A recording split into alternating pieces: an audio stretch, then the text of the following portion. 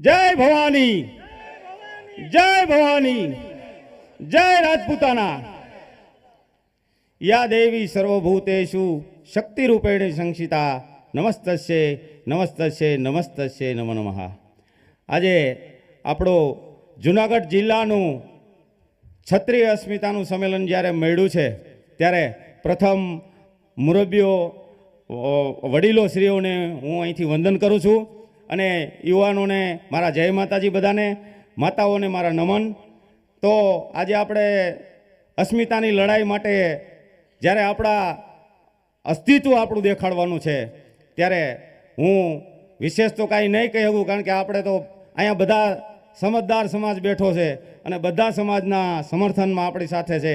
ત્યારે આપણે અત્યારે આ કળિયુગમાં આપણે ખબર છે કે આપણે ઘણા સમયથી આપણે લડાઈ લડવાવાળી કોમ છે, તો ઘણા સમયથી આપણે લડાઈ નથી લડ્યા, એટલે આપણા લોહીમાં ઘણાય આપણે શું કહેવાય લોહી ચટકા ભરતા હતા અને એમાં આપણે પરસોત્તમભાઈએ જગાડી દીધા, એટલે હવે આપણે જાગી ગયા છે। તો આ પણ લડાઈથી કમ નથી એટલું માની લેજો।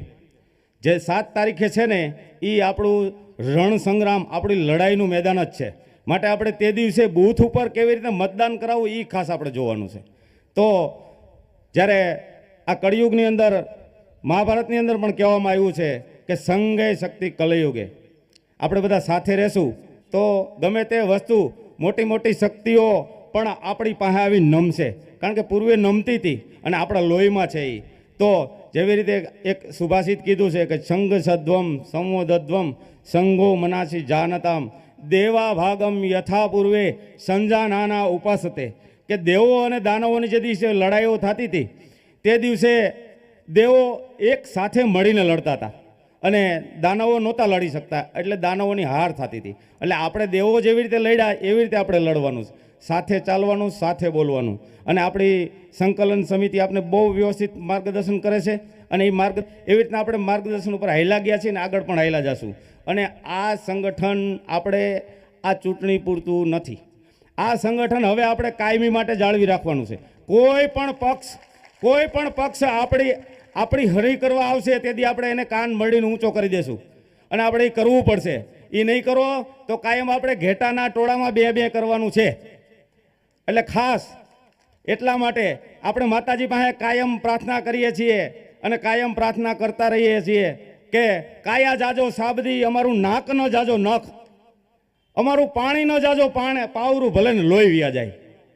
આપણે કાયમીને માટે ઈ કોમ છે। હવે આપણે લોહી તો વહાવવાના નથી, પણ આપણો પરિશ્રમ થકી આપણા ભાઈને જગાડવાના છે।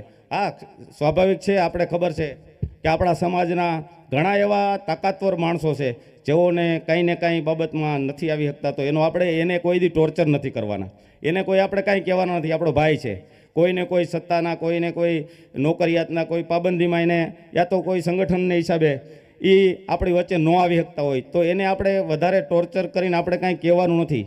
ઘણી વખત એવું કહેવાથી પણ એને ખોટું લાગી જાય તો એવું પણ આપણે નથી કરવાનું, કારણ કે તો આપણો આગેવાન આપણે ગુમાવશું, એ પણ નથી કરવાનું।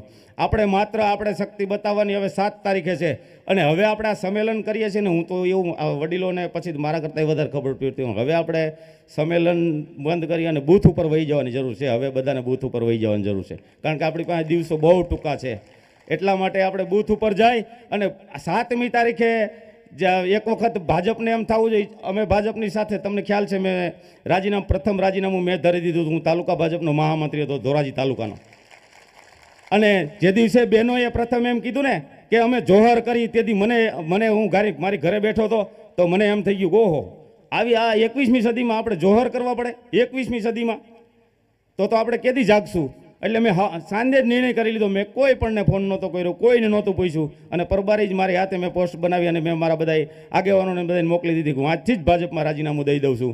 કારણ કે એટલું બધું જો આ લોકશાહીમાં દરેક માણસનો અવાજ ઊભો રહેવો જોઈએ, કોઈ માણસનો અવાજ દબાવવો જોઈએ નહીં। નાનામાં નાનો કોઈ સમાજ હોય તો એનો અવાજ પણ 21મી સદીમાં આપણે લોકશાહી એને જ કહેવાય કે જ્યારે દરેક માણસનો સાંભળવા આવે એને લોકશાહી કહેવાય। આપણે લોકશાહી તરીકે સરમુખત્યારશાહીમાં બેસી જાય અને પછી આ પરિસ્થિતિ થાય અને એ થઈ આપણે કે ને, આપણે બચ્ચુભાઈ ગઢવી સુરેન્દ્રનગરવાળા કહેતા કે રાજપુતરા હરપરા ભારા ખીજવિયા ખારા રીજવિયા બહુ હારા। એટલે સમજ્યા, એટલે એને બહુ ખીજવાય નહીં, નાને આ ખીજવી નાખ્યા. એટલે હવે એ ભોગવવાનું છે. વિશેષ કાંઈ નહીં કહું. આ મંચ ઉપર મને વ્યવસ્થાપકોએ બોલાવવાની તક આપી એ બદલ હું એનો આભાર માનું છું. આપ સૌ પધાર્યા છો, આપ સૌને વંદન કરતા આનંદની અનુભૂતિ કરું છું અને બધાને જય માતાજી. મારા